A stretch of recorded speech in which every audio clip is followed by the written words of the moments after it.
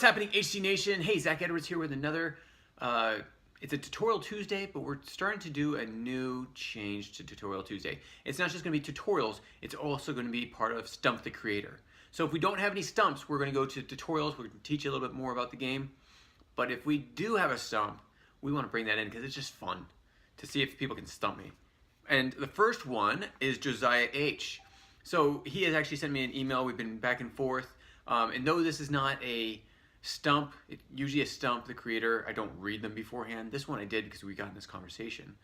But they had a great email string going on, and I have not read this last one, so I wanted to give you the opportunity to be part of this. And voice your own thoughts and concerns about this as well. I want to see if you are thinking the same way as me or the same way as Josiah, and seeing what you think about the whole thing. Okay, so anyways, going into this, it says, well, now let me give you a little background. We're in the discussion about Adam Smith, his card in version 1.0 and the version 2.0. He says that there's a big difference, and it totally destroys the card being version 2.0. We actually restructured it so it would actually be more, it would clarify, but I haven't read his reasoning and thinking that it destroyed the card. So that's what we're going to read right now. It says, well, the 1.0 says you can exchange one card from your card with one of your opponents. You can exchange one card from your card, hopefully it doesn't say that, from your hand, I think he means, with one of your opponents. The 2.0 says you can exchange any one card of your opponent's hands with a card of your own. Both players must agree on the exchange. I don't mind exchanging cards in your hand, but having to have both players agree on ruins the card. Now, the whole thing with Adam Smith, the history, you should look at the history.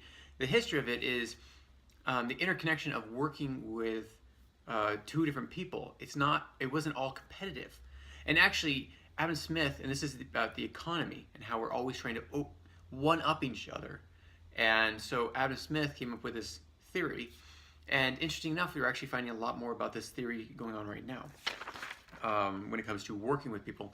And how actually working with people is creating a better environment and also allowing you to be able to expand the things that you're doing, make them better. So let's go to the 1.0 card. So I've got my encyclopedia of 2.0 cards and 1.0 cards, blue and the white. So first off, 1.0, let's go through this. So Adam Smith, I put him in this book into the section of the businessman. Even though he's marked as an economist, I didn't put a section for the economist.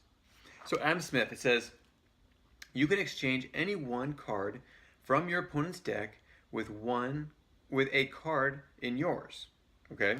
So exchanging one from your opponent's deck with a card in yours, both being in decks. Okay, you got the terminology. The exchange should benefit you and your opponent.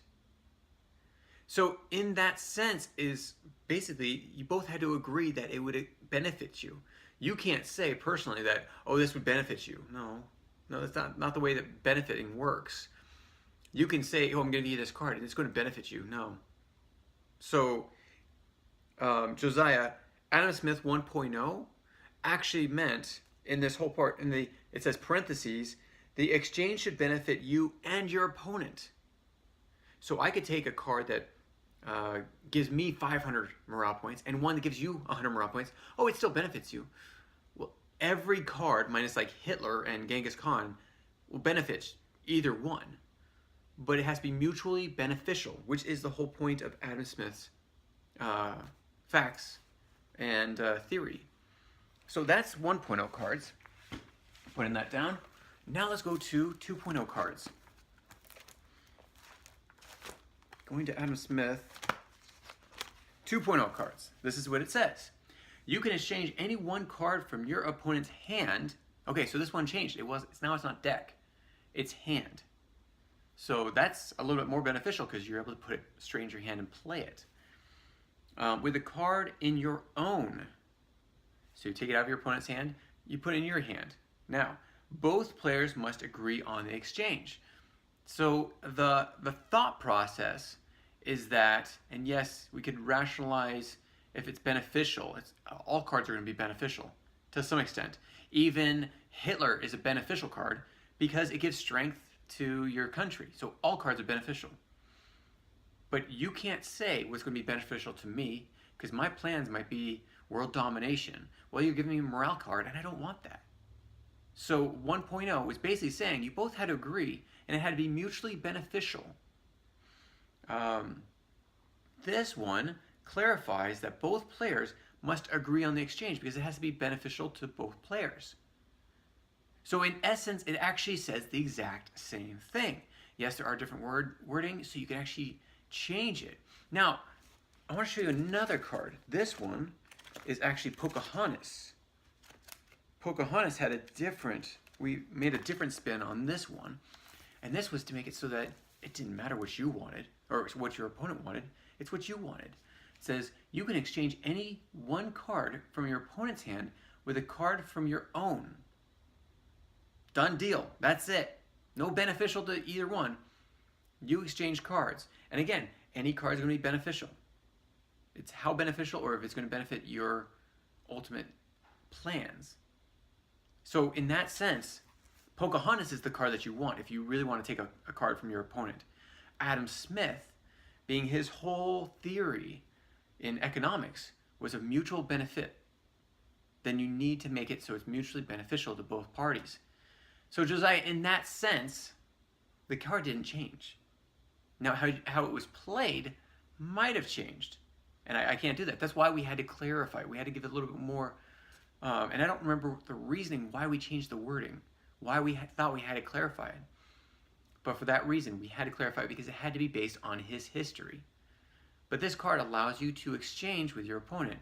Now, one more thing. My son and I actually just played a game Sunday, I think. And we played that card, which was funny that we received this email about Adam Smith. And he said, well, I'm willing to trade you this card. And I said, well, I'm willing to trade you this card. He said, no, I don't like that card. I said, well, I'm willing to change you this card. Well, I'm willing to change you this card. No, I'm not. Really don't want that. None of the cards, he gave me 3 cards that he was willing to change out of his hand. And I was giving him 3 cards that I was willing to change out of my hand. But none of them benefited each other. The cards he had did not benefit me because they were just basically throwaway cards. Cards that gave us a little bit of strength or such. And so I decided, no, I wasn't going to trade with him. And he's like, well, there's no reason for this card. It's like, no, there is. Especially if you have 4 or 5 cards. Now remember, in the game, you cannot trade cards. You're not allowed to put a card under the table and be friends with your opponent. Yes, you can make treaties where you're not going to attack them. There's nothing to stop you from doing that. But there are things to stop you from trading cards. You can't trade cards. There's no exchanging cards. They're your cards. They're your people. You can't exactly go sail across the ocean, go to England and say, hey, I'm going to give you this person. I want to get that person back. No, it doesn't work like that. So in this sense, Adam Smith did not change in the root of the meaning of the abilities. So sorry, Josiah, that's how it is. If you disagree with me, please put it in the comments below.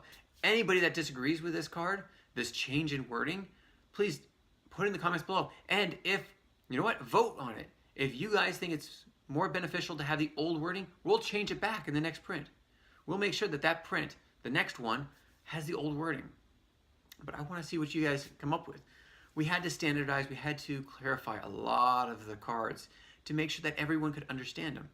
This card, it's not hard to misinterpret. The new card, the 2.0 card. The first one, it seems like there might have been.